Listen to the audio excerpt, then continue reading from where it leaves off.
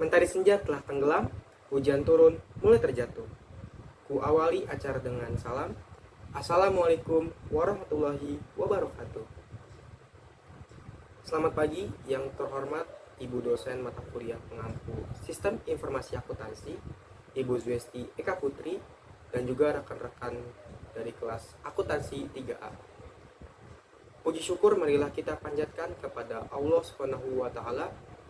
Tak lupa juga sholawat serta salam semoga selalu tercurah kepada junjungan kita Nabi besar Muhammad Sallallahu Alaihi Wasallam. Pada hari ini, saya Muhammad Rafi Teguh selaku moderator yang akan memandu acara presentasi kali ini. Sebelum kita masuk ke materi, izinkan saya memperkenalkan anggota kelompok 5 terlebih dahulu. Yang pertama, saudari Nur Rahmawati Agustina dengan NIM akhir 08. Kemudian Muhammad Rafi Teguh dengan NIM akhir 053. Kemudian Putra Puwang Tandra dengan NIM akhir 115. Dan juga Raisa Jihan Sabira dengan NIM akhir 117. Adapun topik atau poin-poin yang akan kita bahas yaitu ada 4 poin, yang dimana kita akan membahas materi yang berjudul Strategi Pengembangan Sistem Informasi Akuntansi. 4 poin yang dimaksud, yang pertama adalah pengembangan software secara umum, kemudian yang kedua adalah pemakaian akhir dalam menggunakan sistem yang baru, kemudian poin ketiga adalah sistem outsourcing dalam sistem informasi, dan poin keempat adalah sistem prototype dalam pengembangan sistem informasi. Di sini saya akan menjelaskan mengenai pengembangan software secara umum. Perangkat lunak atau yang lebih sering disebut sebagai software adalah serangkaian instruksi komputer atau program yang dirancang untuk menjalankan tugas-tugas tertentu pada perangkat keras komputer. Sedangkan pengembangan perangkat lunak mengacu pada serangkaian aktivitas ilmu komputer yang didedikasikan untuk proses pembuatan, perancangan, penyebaran, dan dukungan perangkat lunak. Pengembangan perangkat lunak utamanya dilakukan oleh programmer, insinyur perangkat lunak, dan pengembang perangkat lunak. Peran-peran ini saling berinteraksi dan tumpang tindih, dan dinamika di antara mereka sangat bervariasi di berbagai departemen dan komunitas pengembangan. Selanjutnya ada langkah-langkah dalam proses pengembangan software. Yang pertama itu ada memilih metodologi untuk membangun kerangka kerja tempat langkah-langkah pengembangan perangkat lunak diterapkan. Yang kedua ada mengumpulkan persyaratan untuk memahami dan mendokumentasikan apa yang dibutuhkan oleh pengguna dan pemangku kepentingan lainnya. Yang ketiga ada memilih atau membangun arsitektur sebagai struktur dasar di mana perangkat lunak akan beroperasi. Yang keempat ada mengembangkan desain. Yang kelima ada membangun model dengan alat pemodelan yang menggunakan bahasa pemodelan, dan yang keenam itu ada menyusun kode dalam bahasa pemrograman yang tepat. Selanjutnya yang ketujuh itu ada pengujian dengan skenario yang telah direncanakan sebelumnya sebagai bagian dari desain dan pengkodean perangkat lunak, dan melakukan pengujian kinerja untuk mensimulasikan pengujian beban kepada aplikasi. Yang kedelapan ada pengujian dengan skenario yang telah direncanakan sebelumnya sebagai bagian dari desain dan pengkodean perangkat lunak, dan melakukan pengujian kinerja untuk mensimulasikan pengujian beban pada aplikasi. Yang kesembilan ada menyebarkan perangkat lunak untuk digunakan dan menanggapi serta menyelesaikan masalah pengguna. Yang ke-10 ada memigrasikan data ke perangkat lunak baru atau yang diperbarui dari aplikasi atau sumber data yang ada jika perlu. Dan yang terakhir itu ada mengelola dan mengukur proyek untuk mempertahankan kualitas dan pengiriman selama siklus hidup aplikasi. Selanjutnya ada metode pengembangan software. Yang pertama itu ada metode waterfall. Konsep dari metode ini adalah pengerjaan yang dilakukan secara tertata, berurutan, dan linear. Terus ada metode agile. Metode agile direncanakan untuk memperbarui metode waterfall yang kurang fleksibel. Terus selanjutnya itu ada metode Scrum. Metode Scrum adalah metode tuntutan dari Agile. Singkatnya, Scrum berasal dari Agile. Terus yang keempat itu ada metode DevOps. DevOps adalah prosedur metode yang menggabungkan proses pengembangan dan operasi. Dan yang terakhir itu ada metode prototype, metode pembangunan suatu program secara cepat dan bertahap dengan menggunakan suatu pendekatan agar pemakaian dapat mengevaluasinya. Baiklah, kita masuk ke materi pemakaian akhir dalam menggunakan sistem yang baru. Komputasi pemakai akhir atau End User Computing EUC adalah sebuah konsep dalam rekayasa perangkat lunak yang mengacu kepada abstraksi dari kelompok orang-orang yang pada akhirnya akan mengoperasikan software atau pengguna yang diharapkan atau target user. MC Liot juga mengatakan End User Computing sendiri dapat diartikan sebagai pengembangan seluruh atau sebagian sistem berbasis komputer oleh para pemakai. Jadi komputasi pemakai akhir itu sendiri terjadi ketika para pemakai informasi seperti para manajer, akuntan, dan auditor internal mengembangkan aplikasi mereka sendiri dengan menggunakan spesialis komputer sebagai penasihat. Adapun tahap perkembangan End User Computing itu sendiri. Yang pertama adalah meningkatnya pengetahuan tentang komputer. Akibat semakin banyaknya lulusan pendidikan yang memiliki pengetahuan komputer, maka dalam berbagai tingkat manajemen perusahaan-perusahaan, terutama di tingkat bawah, mulai diisi orang-orang yang menguasai komputer dengan baik. Kemudian yang kedua, adanya antrian jasa informasi. Jadi dengan semakin mudahnya informasi didapat, maka semakin banyak pula informasi yang dapat digunakan untuk berbagai keperluan, terutama dalam bidang manajemen untuk pengambilan keputusan. Kemudian yang ketiga, perangkat keras yang murah. Dengan semakin berkembangnya teknologi komputer, maka biaya produksi perangkat keras komputer juga akan menjadi semakin murah. Dan yang keempat, perangkat lunak siap pakai. Dengan semakin banyaknya orang yang memiliki pengetahuan mengenai komputer, maka tidak menutup kemungkinan semakin banyak perangkat lunak yang dapat mereka hasilkan. Adapun jenis-jenis End User Computing, para pemakai akhir dapat digolongkan menjadi 4 golongan berdasarkan kemampuan komputer mereka, yang diantaranya yaitu pertama adanya personil pendukung fungsional atau functional support personnel. Jadi merupakan personil yang mensupport area pemakai tertentu dalam menjalankan aktivitas bisnis dan melaporkan kegiatan pada manajer unit bisnis. Kemudian jenis kedua yaitu pemakai akhir tingkat programmer atau End User Programmer, di mana user menggunakan bahasa pemrograman seperti HTML, Visual Basic, JavaScript, dan lain-lain, serta mengembangkan program-program yang disesuaikan dengan kebutuhan. Jenis yang ketiga yaitu pemakai akhir tingkat perintah atau Command Level End User. User tidak hanya menggunakan perangkat lunak tetapi juga menggunakan bahasa perintah dari perangkat lunak yang digunakan. Contohnya itu ada menggunakan perintah-perintah seperti sum, average, dan lain-lainnya dalam Microsoft Excel gitu. Kemudian yang keempat, pemakai akhir tingkat menu atau menu level End User, di mana user ini berinteraksi dengan software yang sudah jadi. Adapun jenis aplikasi End User Computing, sebagian besar aplikasi End User Computing dibatasi pada sistem pendukung keputusan ISS yang relatif murah, kemudian aplikasi kantor virtual yang memenuhi kebutuhan perseorangan. Selebihnya adalah tanggung jawab spesialis informasi untuk bekerja sama dengan pemakai dalam mengembangkan aplikasi SIM dan SIA, kemudian DSS yang rumit, kemudian aplikasi kantor virtual yang memenuhi kebutuhan organisasi, kemudian yang keempat, sistem berbasis pengetahuan. Adapun manfaat dan juga resiko dari End User pengembangan software. Manfaat dari End User pengembangan software itu sendiri, yang pertama adanya kreasi pemakai dalam pengendalian dan implementasinya. Kemudian yang kedua, sistem yang memenuhi kebutuhan pemakai. Yang ketiga, sistem dikembangkan ketika dibutuhkan. Kemudian yang keempat, efektivitas waktu. Kemudian yang kelima, sumber daya sistem tidak terbatas. Dan yang keenam adalah sistem mudah digunakan dan dapat diubah. Pasti adanya manfaat, pasti juga adanya risiko dari End User pengembangan software. Resiko itu sendiri yang pertama adalah adanya kesalahan logika dan pengembangan. Kemudian yang kedua, implementasi sistem belum teruji secara memadai.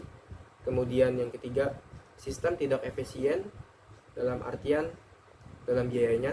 Kemudian yang keempat, pengendalian sistem kurang baik. Kemudian yang kelima, ketidaksesuaian sistem. Kemudian yang keenam, duplikasi sistem dan data. Dan yang ketujuh, risiko peningkatan biaya. Adapun tata cara mengelola dan mengendalikan end user pengembangan software itu sendiri. Cara terbaik adalah memberikan petunjuk dan standar yang cukup agar dapat secara memadai mengendalikan sistem tetapi tetap memungkinkan mendapatkan fleksibilitas yang mereka butuhkan. Organisasi membutuhkan pendekatan yang berbeda untuk mengelola dan mengendalikan end user computing.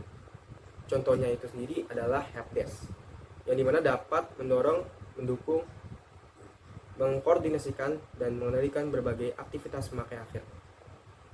Fungsi helpdesk itu sendiri termasuk hal berikut ini.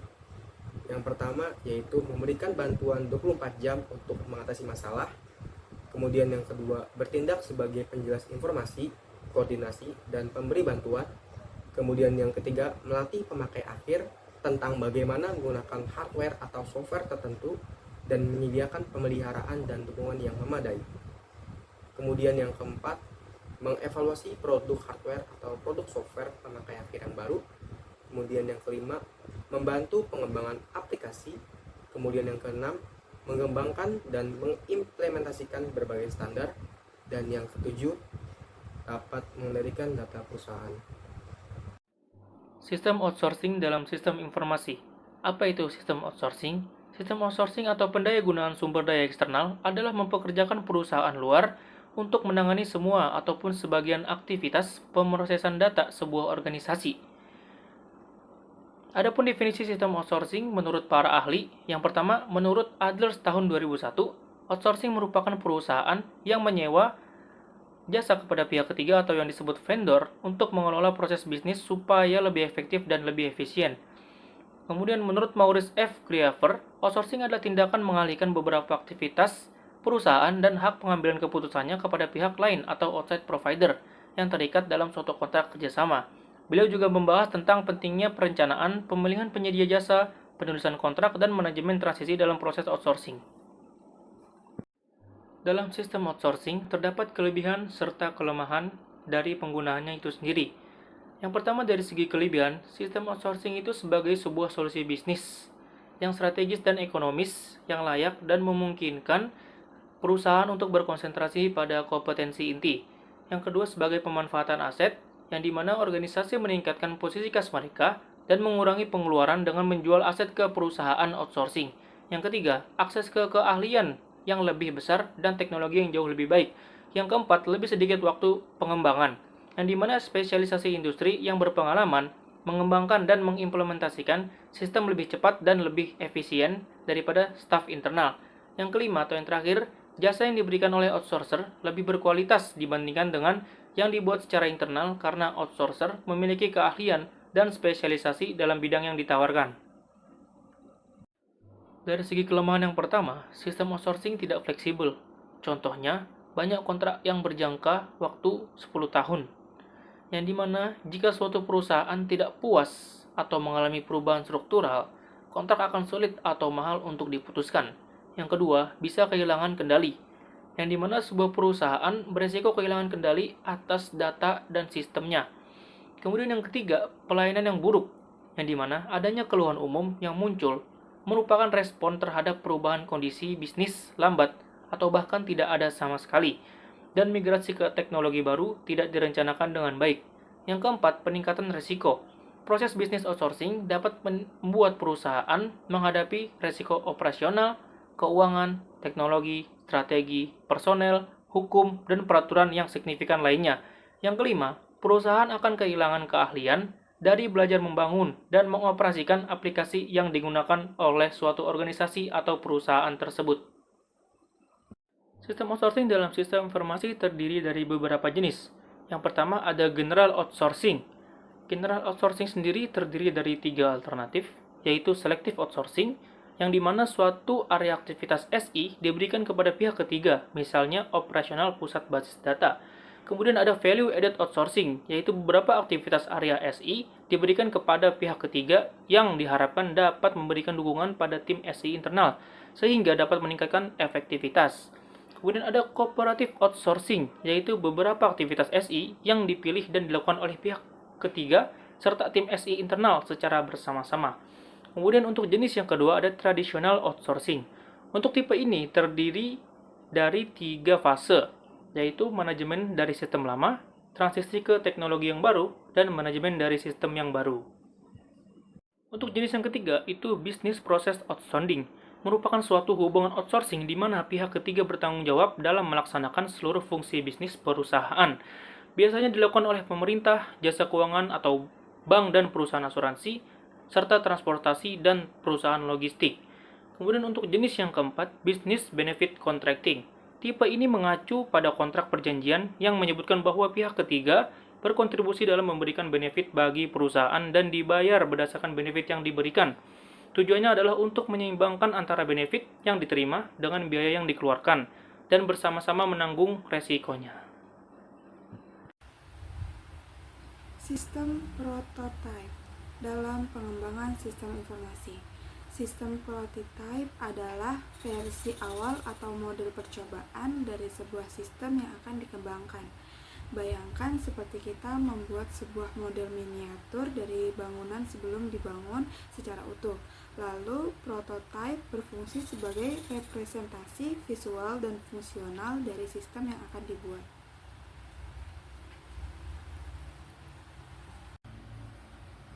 Selanjutnya, tujuan penggunaan prototype. Yang pertama ada validasi kebutuhan pengguna. Jadi, validasi kebutuhan pengguna yang dimana kita dapat memastikan apakah fitur dan fungsi yang dirancang sudah sesuai dengan kebutuhan pengguna. Terus yang kedua ada penguji konsep, yang dimana pengujian konsep dapat mengevaluasi kelayakan dari ide dan konsep yang akan diajukan. Yang ketiga ada identifikasi masalah awal, yang dimana kita dapat mendeteksi dan memperbaiki kesalahan atau kekurangan sejak dini. Contohnya dari identifikasi masalah awal yaitu menghemat waktu dan biaya. Ketika menemukan dan memperbaiki masalah sejak dini, kita akan menghindari biaya yang lebih besar di kemudian hari. Yang keempat ada peningkatan komunikasi, yang dimana peningkatan komunikasi dapat memudahkan komunikasi antara pengembang dan pengguna. Dan yang terakhir ada pengurangan risiko kegagalan, yang dimana kita dapat meminimalkan kemungkinan proyek gagal karena ketidaksesuaian dengan ekspektasi pengguna.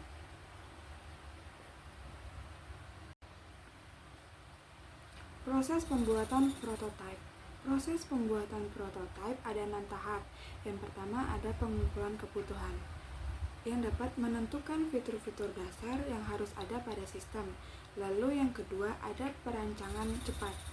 Kita dapat membuat desain awal yang lebih sederhana. Lalu yang ketiga ada pembuatan prototipe, yang dimana kita dapat mengembangkan model awal dari sistem. Yang keempat ada evaluasi, yang dimana kita dapat melakukan pengujian dan mendapatkan umpan balik dari pengguna. Lalu yang kelima ada revisi, yang dimana kita dapat memperbaiki prototipe berdasarkan hasil evaluasi. Dan yang terakhir ada pengembangan sistem, yang dimana kita dapat menggunakan prototipe sebagai dasar untuk mengembangkan sistem yang lebih lengkap.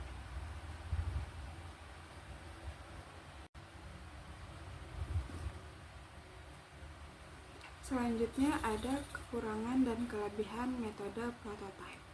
Kelebihan dari metode prototipe yang pertama ada fleksibilitas, yaitu perubahan desain dan fitur yang dapat dilakukan dengan cepat dan mudah. Hal ini memungkinkan adaptasi terhadap kebutuhan pengguna yang terus berubah. Lalu yang kedua ada efisiensi, dapat mengurangi pemborosan waktu karena masalah dapat diidentifikasi dan diatasi sejak dini sebelum proyek terlalu jauh. Lalu yang ketiga ada kualitas, yang dimana kita dapat meningkatkan kualitas produk akhir karena umpan balik pengguna dapat langsung diterapkan dalam pengembangan. Lalu yang keempat ada keterlibatan pengguna, yang dimana kita sebagai pengguna merasa lebih terlibat dalam proses pengembangan sehingga meningkatkan kepuasan mereka terhadap produk akhir. Selanjutnya ada kekurangan dari metode prototipe, Yang pertama ada fokus pada fitur awal.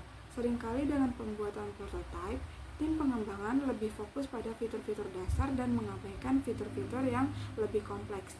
Hal ini menyebabkan perubahan desain yang signifikan di tahap pengembangan selanjutnya.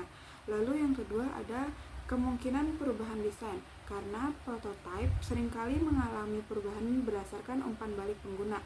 Desain akhir produk bisa jadi lebih sangat berbeda dari prototipe awal. Ini bisa berdampak pada waktu dan biaya pengembangan. Yang ketiga ada waktu pengembangan. Meskipun prototipe bisa mempercepat proses pengembangan, pembuatan, dan evaluasi prototipe itu sendiri membutuhkan waktu tambahan, terutama jika ada banyak iterasi dan diperlukan untuk mencapai desain akhir yang diinginkan.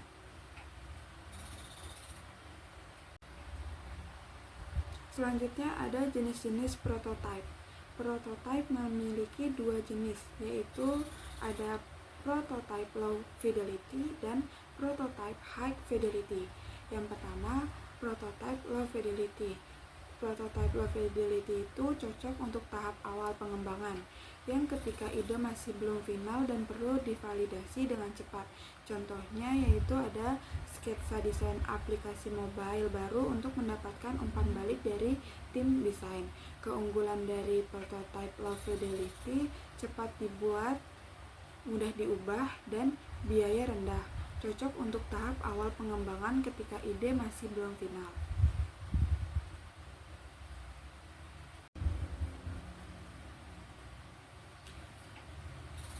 Dan selanjutnya ada prototype high fidelity. Prototype high fidelity yang dimana cocok untuk tahap akhir pengembangan, yang ketika desain sudah hampir final dan ingin mendapatkan umpan balik yang lebih detail. Contohnya yaitu prototipe interaktif dari sebuah website e-commerce untuk melakukan user testing. Keunggulan dari prototipe high fidelity yaitu lebih realistis, memudahkan evaluasi, dan dapat memberikan yang lebih jelas kepada pengguna.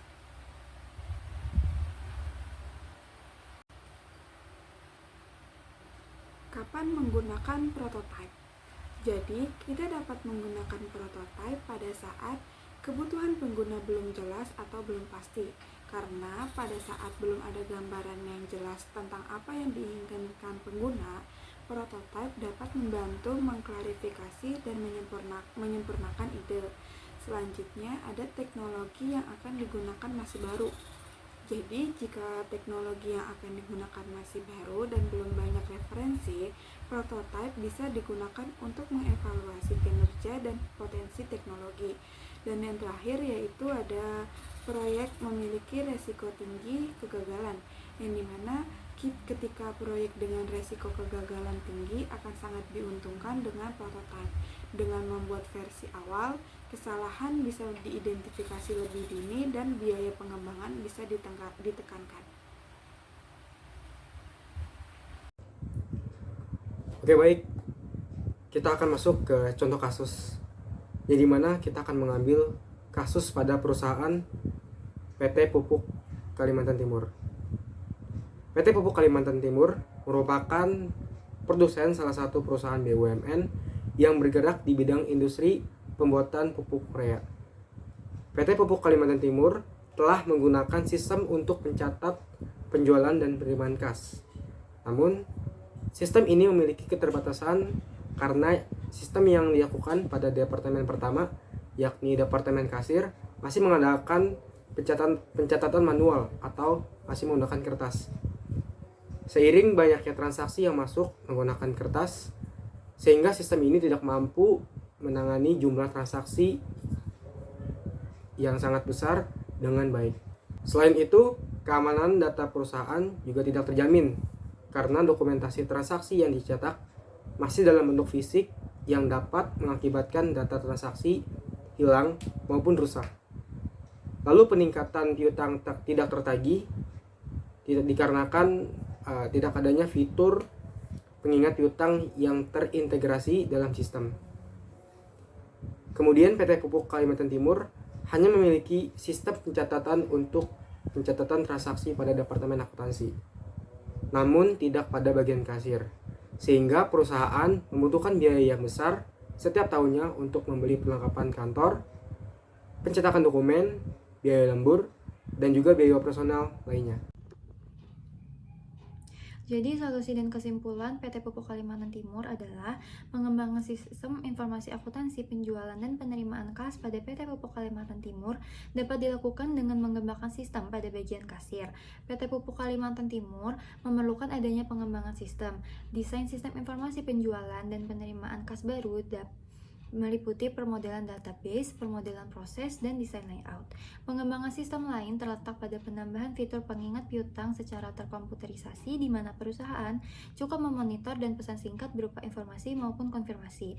Intinya, sistem yang diusulkan untuk PT Pupuk Kalimantan Timur adalah pencatatan serta pendokumentasian transaksi terintegrasi menggunakan komputer guna sebagai sarana komunikasi antar departemen yang lebih cepat dan tepat, mengurangi penggunaan kertas, memperkuat keamanan dari hilang atau rusaknya transaksi perusahaan, serta mengurangi biaya operasional dengan lebih efektif dan efisien. Berikut adalah sumber materi yang kita ambil. Semoga materi yang sudah kita sampaikan dapat bermanfaat bagi kita semua dan diri kita juga. Kita cukupkan materi kita sampai sini karena kalau di sana dia sudah bahagia dengan orang lain. Hidup sendirian tanpa seorang kekasih. Cukup sekian dan terima kasih. Sampai bertemu di kesempatan di lain waktu. Assalamualaikum warahmatullahi wabarakatuh.